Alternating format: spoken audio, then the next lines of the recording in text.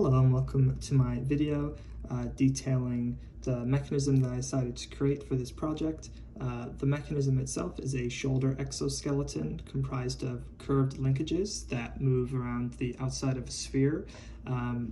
This mechanism is part of the remote center of motion RCM family, and it can be seen here.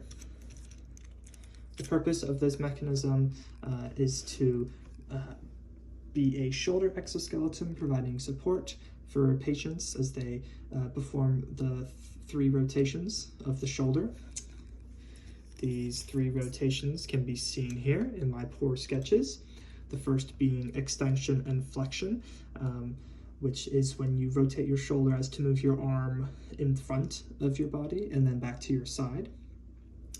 The second rotation of the shoulder joint is abduction, adduction, which is the rotation of the shoulder as to move your arm to the side, out to the side, and then back to your side.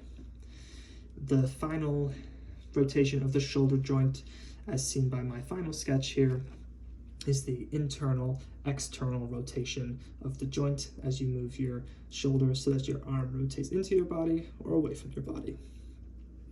So this mechanism shares those 3 degrees of freedom.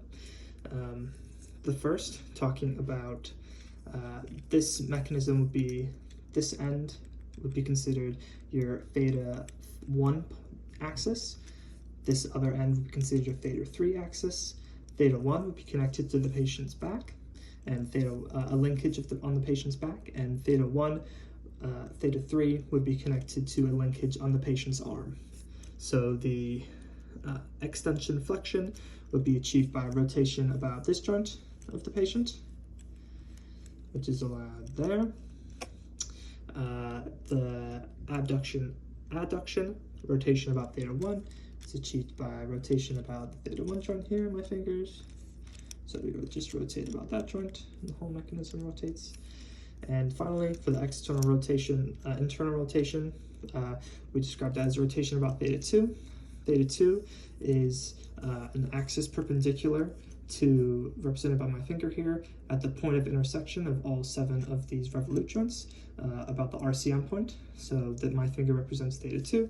So rotation about theta 2 looks like such as the mechanism expands and collapses, providing the rotation about the theta 2 point. This can be seen a little better from this top view of the mechanism as we collapse and expand, showing this mechanism shares the degrees of freedom of the shoulder being 3 degrees of freedom.